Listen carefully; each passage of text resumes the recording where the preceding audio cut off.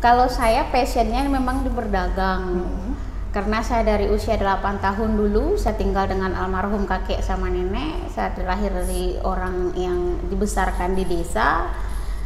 Asli saya dari Aceh Tenggara, di dalam perkampungan, jauh dari perkotaan. Kemudian karena saya berasal dari keluarga yang broken home, banyak orang menjamin masa depan saya itu tidak bagus.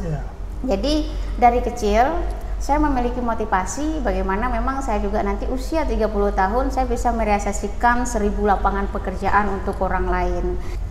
Yang paling diperhatikan itu adalah pelayanan. Karena kita punya modal pun, kemasan bagus pun, kemudian segalanya juga tercukupi. Kalau pelayanan kita tidak tidak baik juga tidak akan tidak akan berkembang juga.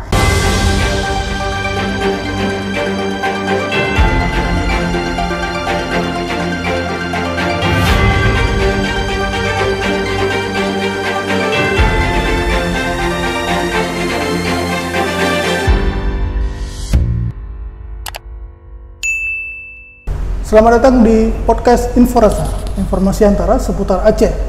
Siang ini kita sudah hadir di studio antara Kakak Anara Deski,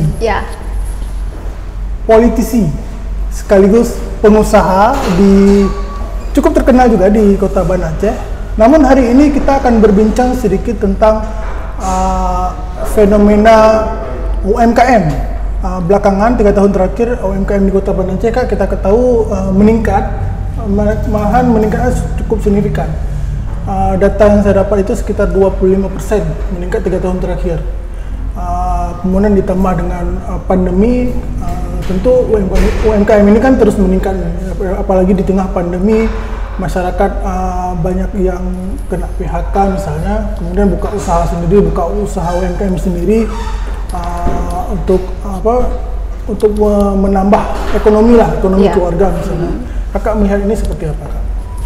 Iya, memang kalau kita bicara UMKM pada dasarnya untuk memajukan sebuah daerah itu kan tidak terlepas dari peranan dari pelaku usaha UMKM. Jadi kalau di Kota Banda Aceh karena memang daerah kita daerah industri di sini, ya lebih kepada bagaimana potensi industri untuk UMKM ini sendiri bisa maju, ya memang harus adanya sinergisitas antara pemerintah dengan swasta.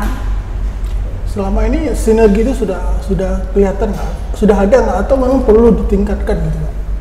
Untuk selama ini kalau sinergisitas antara pemerintah dengan pihak UMKM sendiri sudah beberapa yang terrealisasi, hanya saja memang mungkin yang namanya pembenahan itu masih tetap harus ada. Oke. Yang perlu ditingkatkan misalnya dari sisi pemerintahan untuk membantu UMKM ini sendiri apa? Kalau yang perlu masih kita tingkatkan sebenarnya masih banyak ya, karena pada dasarnya kolaborasi ini kan perlu dalam bentuk yang berkesinambungan. Artinya salah satu kebijakan pemerintah yang pro kepada UMKM tersendiri pun ya memang harus teori dengan prakteknya itu benar-benar memang harus di-matchingkan begitu. Contohnya misal pada saat ini beberapa hari yang lalu saya juga menghadiri undangan UMKM yang dibahas UMKM, tapi masih di meja itu pakai mineral yang bukan produknya UMKM, pakai makanan yang bukan produknya UMKM. Jadi itu yang perlu kita benahi begitu. Artinya ketika teori dengan praktek itu harus sinkronisasi sehingga memang UMKM ini juga dapat terfasilitasi dengan semaksimal mungkin gitu. Sekarang pusat perputaran uang itu kan banyak terjadi, boleh kita bilang itu dari sisi pemerintahnya. Karena kita perusahaan di Aceh ini sangat sedikit, sehingga sisi ekonominya itu kita bertumpu pada pemerintah, pada kebijakan-kebijakan pemerintah. Kalau ini misalnya kayak Kakak bilang tadi, tidak ada dukungan, hanya menyampaikan saja teori-teori saja, tidak ada pemerintah tidak niat untuk misalnya membeli produk UMKM secara luas, kemudian ditampilkan di acara-acara pemerintah, itu kan tidak jalan juga gitu ya. Bukan, maksudnya bukan tidak ada dukungan dari pemerintah untuk UMKM itu sudah ada, tetapi yang dimaksud adalah dalam bentuk dukungan ini juga kan harus direalisasikan dengan semaksimal mungkin. Contoh misalnya di saat seminar itu kan sudah salah satu juga dukungan pemerintah kepada UMKM, bagaimana memberikan pemahaman kepada masyarakat, share ilmu kepada masyarakat. Tapi alangkah eloknya di saat acara seminar yang temanya UMKM, kita juga memakai produk-produknya UMKM gitu, Mas. Kalau untuk pelatihan-pelatihan sendiri, pengembangan UMKM di Banda Aceh, ada nggak sih misalnya? Udah banyak nggak sih pengaruhnya itu? Kalau untuk pelatihan dari pemerintah, kita karena ini skapnya kota. Iya, kalau untuk pelatihan dari kota, ya pastinya kan dari pemerintah itu sudah mewadahi. Tapi mungkin pemerintah juga bisa memberikan ruang, artinya wali kota Banda Aceh misalnya bisa menyediakan satu store, di mana satu store itu bisa disediakan juga di pusat kota, ya, walaupun memang dari pihak UMKM sendiri sudah menyediakan store-store, misalnya ada kemudian ada wirausaha atau pengusaha yang sudah memiliki souvenir, kemudian toko souvenir atau Asyamat yang punyanya Bawadi juga yang udah ada pada saat ini. Tapi yang dimaksud adalah pemerintah juga mungkin bisa menganggarkan membuat satu store di di kota, ya, kemudian juga disusul oleh kecamatan-kecamatan sehingga barang ini banyak tempat berputarnya gitu. Sekarang kan selain kakak bilang tadi misalnya kayak store, pasar, marketnya gitu, banyak sekarang saya lihat juga kan udah merambah ke digital. Iya. Itu salah satu pasar yang ini kan untuk UMKM lah. Iya, karena yang pertama UMKM sekarang ini kan sudah untuk mempromosikan dagangan mereka itu udah praktis ya. Beda dengan zaman dulu misalkan. Kalau sekarang yang di era digital, mereka bisa push melalui media sosial, media online, Instagram, Facebook, WA atau lain sebagai macamnya. Dan juga memang peranan-peranan media juga memang perlu dirangkul, ya kan. Mungkin pemerintah juga bisa memfasilitasi UMKM ini supaya selalu setiap per minggu misalnya di post dari media sendiri apa potensi setiap daerah masing-masing. Nah, kalau misalnya kita di Kota Banda Aceh kan tidak mayoritas semua dengan UMKM baik di bidang perindustrian perumahan aja, tapi juga kita masih ada nelayan juga di sini, kemudian ibu-ibu rumah tangga juga yang masih perlu kita berdayakan seperti itu. Kemudian ada nggak sih kakak melihat kendala yang sangat berarti terhadap produksi UMKM di Kota Banda Aceh sendiri? Misalnya? Kalau kendala itu selain daripada permodalan itu untuk kemasan.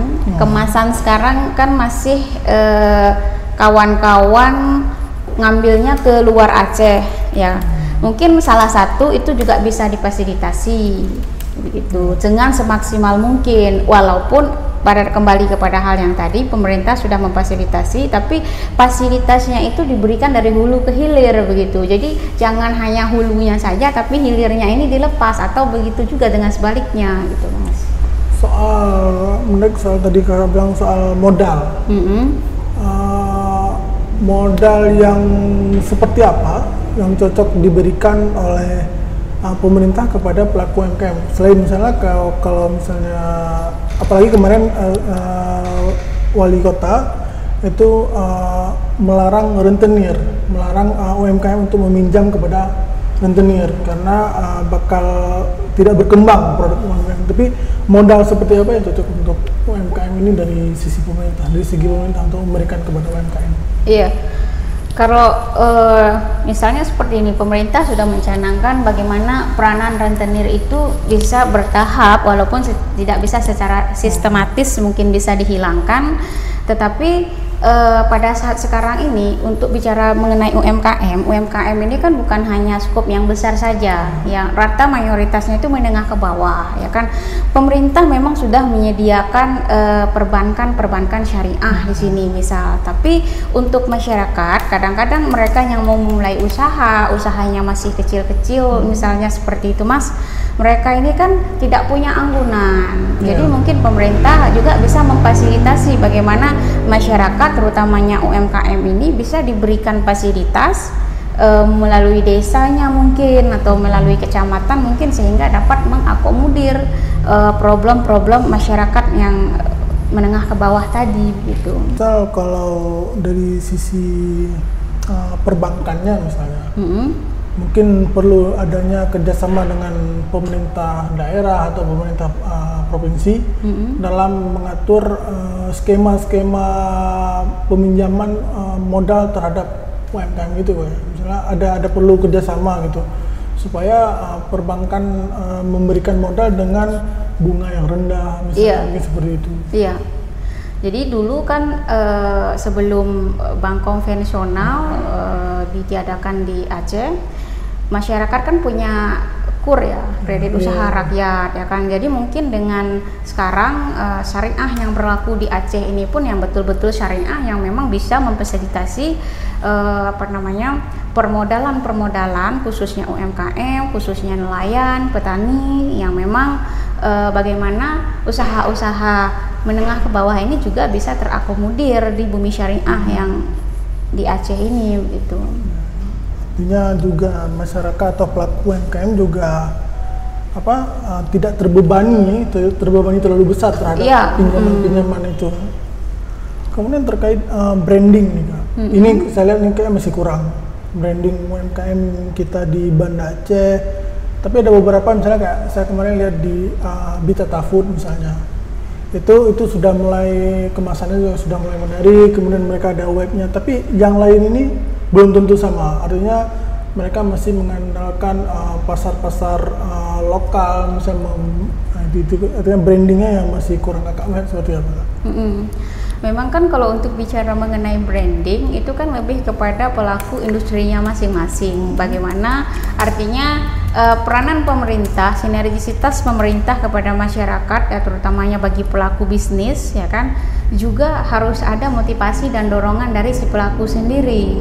Artinya kita tidak bisa sepenuhnya menyalahkan kebijakan pemerintah, karena untuk pelayanan atau branding itu kan kembali kepada si pelaku bisnis juga begitu. Jadi antaranya sinkronisasi bagaimana pemerintah bisa menanggulangi kendala-kendala masyarakat di UMKM ini, contoh misalnya seperti permodalan, kemudian di kemasan itu yang digalakkan pemasarannya dari pemerintah sendiri. Nah kemudian dari segi pelayanan, dari segi kemasan, kualitas itu kan kepada pelaku bisnisnya begitu. Nah ada gini, saya melihat ini ada istilah yang keluar di tengah masyarakat ketika usaha-usaha kita nih, orang-orang masyarakat Aceh, kalau barangnya sudah banyak laku itu kualitas dikurangi atau kuantitas dikurangi. Ini kan jadi rentan terhadap produk UMKM kita di pasar yang luas. Itu kakak melihat seperti itu juga. Saya juga menemukan misalnya beberapa, saya beli misalnya contoh misalnya saya beli bakso misalnya, bakso kemasan. Ketika barang itu saya lihat sudah banyak laku, besoknya jadi kayak udah rasanya udah dikurangi, udah berubah rasanya. Ini kan jadi persoalan juga bagi pelaku usaha kita, Kak. Iya, jadi memang hal-hal yang sedemikian itu kan lebih kepada bagaimana pelayanan kita kepada publik. Makanya kadang-kadang kesalahan dari orang kita sendiri kalau sudah ramai, pelayanan juga tidak ditingkatkan, tapi kan seharusnya dikebalikan ya, begitu sudah ramai seharusnya pelayanan itu semakin ditingkatkan dan diprioritaskan begitu. Artinya stigma masyarakat atau stigma pelaku usaha ini juga harus sejalan dengan modernisasi pelayanan. Itu juga harus sejalan. Karena diutamanya itu pada pelayanannya. ada pun modal, kemudian bagus pun kemasan, ataupun bagus juga yang lain-lain branding. Kalau pelayanannya juga waktu pas kita mau beli mukanya merengut, kemudian kita ngomong juga tidak ramah, jadi orang juga bakalan malas buat membeli atau kembali lagi gitu. Terutama wisatawan luar dari Aceh, kita bagaimana menciptakan supaya kenyamanan wisatawan yang datang berkunjung di Aceh itu memang mereka punya kesan gitu, sehingga kesan itu yang dibawa pulang, dan karena kesan yang baik itu mereka juga merindukan Aceh untuk kembali untuk bertandang lagi di Aceh gitu. Kemudian strategi pemasarannya, saya kembali lagi ke strategi pemasaran. Kakak sebagai selaku pelaku usaha, pembisnis kita bilang di Kota Banda Aceh, strategi pemasaran seperti apa yang harus dilakukan atau yang cocok dilakukan oleh pelaku UMKM ini, Kak? Sebenarnya kalau untuk strategi untuk pemasaran itu rata-rata sama, baik bagi pelaku UMKM ataupun bagi pelaku pembisnis yang lainnya. Bagaimana kita bisa memberikan kenyamanan pelayanan kepada orang lain. Nah, kemudian kita juga misalnya seperti ini, dirasa, ya kan, bagaimana rasa juga selalu terjamin mutunya seperti itu. Nah, kemudian peranan kita juga memang tidak, artinya apa ya, bagaimana kita juga selalu bersosialisasi kepada banyak orang tentang produk-produk kita begitu, karena untuk memajukan sebuah bisnis, sebuah usaha itu kan perlu proses, artinya tidak instan. Kalau instan ya semua orang sudah jadi pengusaha begitu, tapi memang harus ada kesabaran, dan di dalam kesabaran itu juga kita selalu untuk terus bekerja keras bagaimana supaya nanti memang kita punya target-target tertentu, bulan depan seperti apa, tahun depan seperti apa, seperti itu. Ada anak-anak muda yang mulai melek terhadap dunia usaha. Kakak melihat seperti apa? Kalau di umumnya, kalau misalnya di Aceh, karena kita kebanyakan selesai kuliah, kalau nggak ada aktivitas ya tunggu PNS misalnya, karena nggak ada usaha lain. Nah, mungkin ini juga bisa salah satu strategi mereka mengembangkan, membuka lapangan pekerjaan gitu. Iya. Kalau bicara mengenai pemuda, ya kan, kalau untuk secara gambaran besarnya itu kan kembali kepada mindset dan passion masing-masing personnya. Jadi bagaimana passionnya mereka, passion itu yang akan mengatur pola pikirnya mereka. Ada orang yang memang bercita-cita, berkeinginan menjadi PNS, ya berarti mereka harus menempuh jalurnya pendidikan. Nah, kemudian ada memang yang ingin berkarir di dunia bisnis misalnya, jadi mereka fokus kepada bisnisnya. Jadi memang lebih kepada passion, bagaimana pola pikir mereka ini mau untuk masa depan itu seperti apa. Karena pemuda sekarang, generasi sekarang adalah regenerasi ke depan, bagaimana kemajuan sebuah daerah itu kan tidak terlepas daripada pemuda-pemudinya yang memang punya karakter dan kapasitas yang bagus gitu. Saya kasih contoh kakak.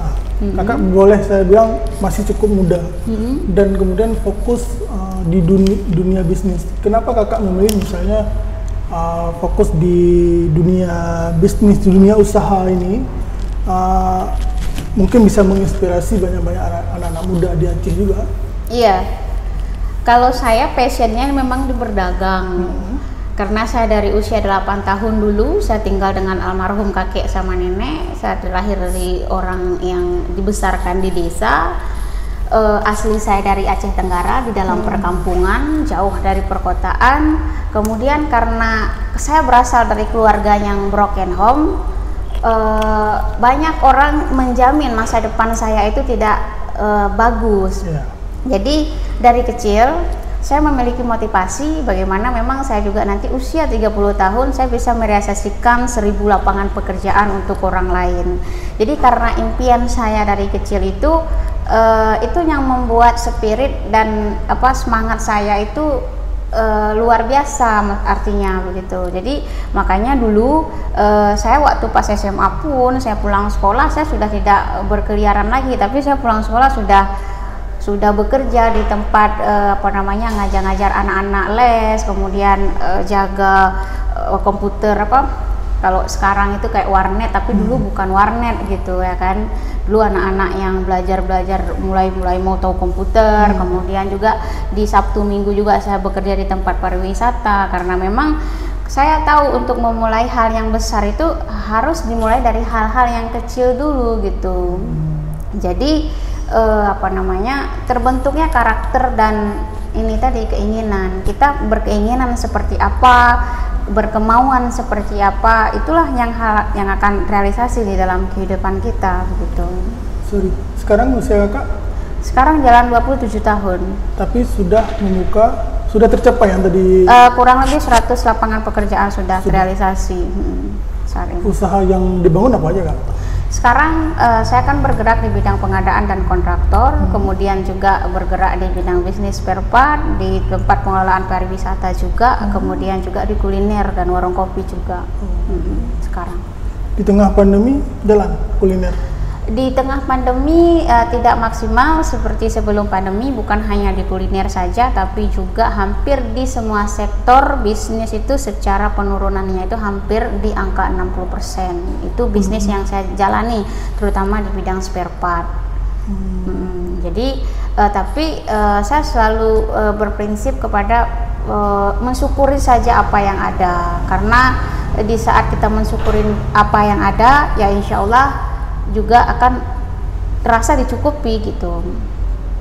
Untuk menutupi kos pengeluaran misalnya untuk gaji karyawan sekarang itu seperti apa? Karena tadi turun 60% itu kan juga cukup berat. Iya. Alhamdulillahnya karena memang saya bergerak di banyak bidang, artinya ketika satu ini tidak mencukupi, ada rezeki dari tempat lain, dan kemudian juga sebaliknya seperti itu gitu.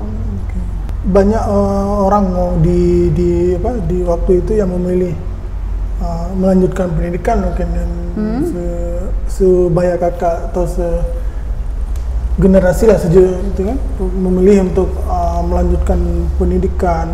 Kakak juga ini? Tidak, cuma tamat SMA. Kakak tamat SMA kemudian langsung bangun usaha. Saya kalau untuk usaha itu dari saya usia 13 tahun saya sudah buka counter sendiri. Dulunya saya jualan pulsa di tempat ibu saya, pakai pasang karton di depan rumah, saya tempel di sini ada jual pulsa gitu. Jadi memang dari kecil saya senang berdagang gitu. Tapi tidak malu. Tidak malu. Karena ya itu juga salah satu hambatan lah mungkin karena gengsi dengan kawan-kawan yang lain, melihat kita berjualan di pinggir jalan seperti itu kan, jadi banyak anak-anak muda ngapain jualan, mending jalan-jalan, mending habisin duitnya orang tua gitu. Oke. Mungkin satu kak pesan untuk pelaku UMKM di Aceh umumnya atau di Aceh yang paling harus diperhatikan dan agar usahanya itu cepat berkembang. Yang paling diperhatikan itu adalah pelayanan, karena kita punya modal pun, kemasan bagus pun, kemudian segalanya juga tercukupi. Kalau pelayanan kita tidak baik juga tidak akan tidak akan berkembang juga. Nah kemudian yang keduanya promosi, bagaimana kita selalu juga mempromosikan barang dagangan kita, bisnis kita kepada yang lain. Kemudian yang terakhir itu ya networking. Jadi semakin banyak kita meregenerasikan networking, karena berkat networking kan pasti otomatis secara pasar juga akan lebih gampang mengakomodir itu. Mungkin cukup ini kak perbincangan kita. Mungkin lain waktu kita bisa berjumpa lagi membahas isu-isu seputar Aceh lainnya gitu yang sedang hangat tentunya. Mungkin ini dari perbincangan saya dengan Kak Ana Radiski. Terus pantau YouTube kita di Antara Aceh atau web kita di aceh.antaranews.com. Sekian, assalamualaikum warahmatullahi wabarakatuh. Assalamualaikum warahmatullahi wabarakatuh.